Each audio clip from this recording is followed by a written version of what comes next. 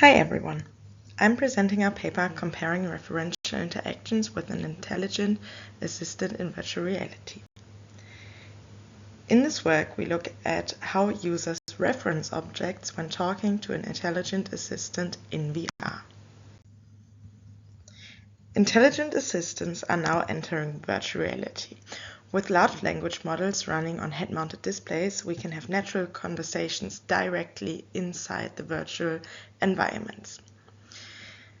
This opens up real potential, for example in education and co-design or training scenarios where users and AI systems can explore and work together. But for true collaboration, we need a shared referential system and understanding. What do I mean by shared referential understanding? Let's look at an easy example. Look at the great colors of this picture. What is this? This is a problem where we don't have a shared referential interaction or understanding. We need some form of deictic interaction which makes this more clear to know what I'm talking about. This can be in the form of me describing the picture more or saying, let's talk about the great colors in the picture on the left. What form can deictic interaction take? We have a lot of different methods to establish this shared understanding. We have pointing, we have gaze, and we have verbal descriptions. All of those methods have different advantages and disadvantages, both in human-to-human interaction and in human-to-AI interaction.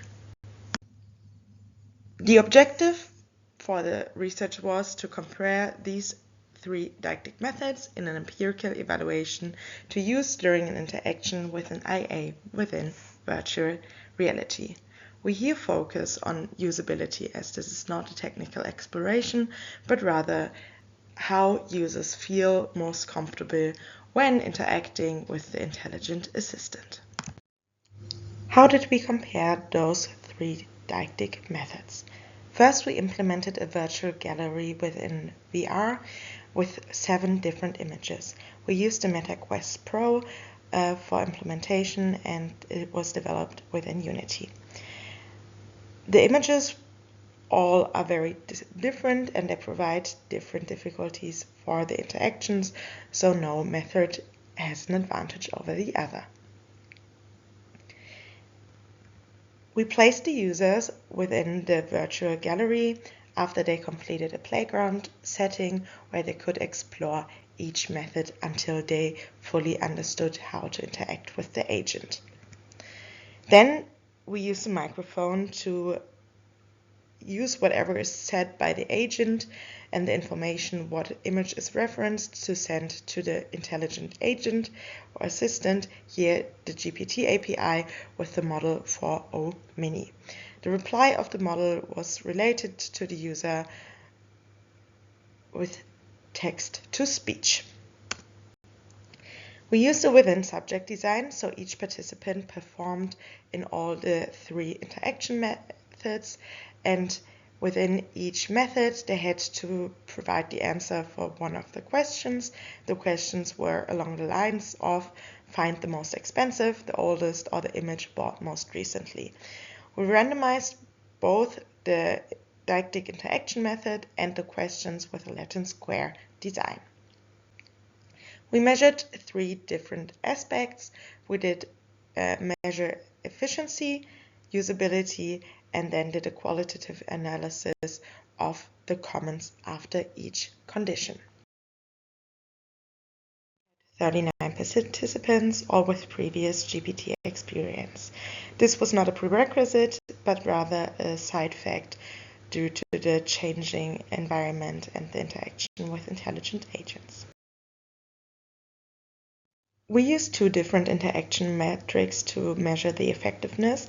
One is the time, where we could show that gaze is statistically faster or significantly faster than the verbal condition.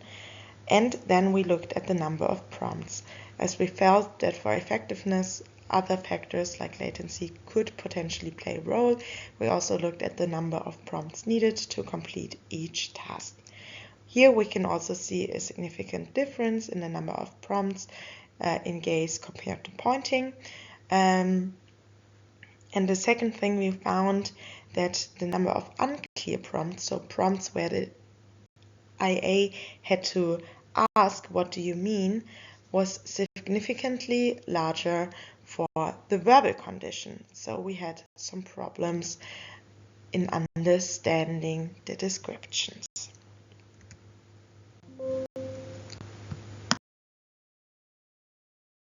Both the user experience questionnaire and the NASA-TLX, and we did find that there was a significant difference in terms of attractiveness when you compare the gaze with the verbal condition, and in terms of dependability when where gaze was significantly better scoring than pointing or verbal.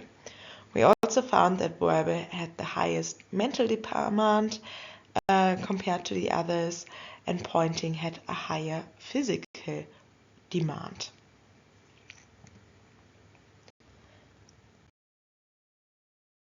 At the end of the study, we asked the users which condition they felt like was most fun, most natural, most effective, and which they would choose for a repeated IA interaction. We can see here that gaze is preferred in most conditions except the most natural one. What we did, however, find that most users did not have a clear preference of one. They were able to select multiple options, and the majority of users did so. So they did not have a clear preference which they would choose, rather they had one method they just didn't like as much. This was also clear when we look at the advantages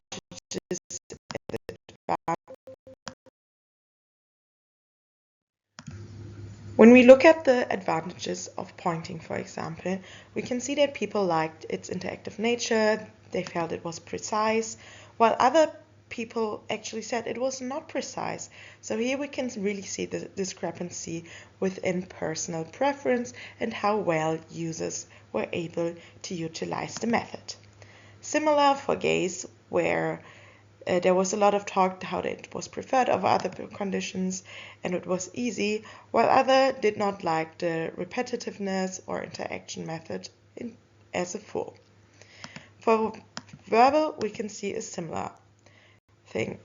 While some people felt it was easy and interactive, other people felt it was frustrating to match the descriptions, and multi-selection seemed a lot harder.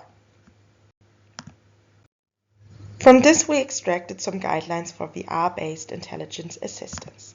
First, we think gaze is a great default modality. It is effective and it showed good usability scores. It's already been used in a lot of current VR headsets, so we think the naturalness and that our results really support it as a very great default modality for didactic interaction. The second thing is that we should provide feedback on the current selection to lower mental load. A lot of people reported on the heightened mental load and not being unsure if they selected correctly. Second thing, we should show the status of the intelligent assistant. If it's thinking, if it's idle, if it has some technical issues, which we found during the study in some instances. Fourth, we have that we need a robust technical implementation. While we implemented the task so it can be completed quite easily, we found that taking context a little bit more into consideration could help with precision issues some users might have had. And lastly, we want to integrate seamless switching or multimodality. Users have a strict preference or disliking of certain interaction modalities. So switching the methods depending on their context and preference would lead to a better usability and overall experience and usage of didactic interaction with IAs. Thank you for the attention, and if you have any questions about this paper, please feel free to reach out so that we can discuss it further.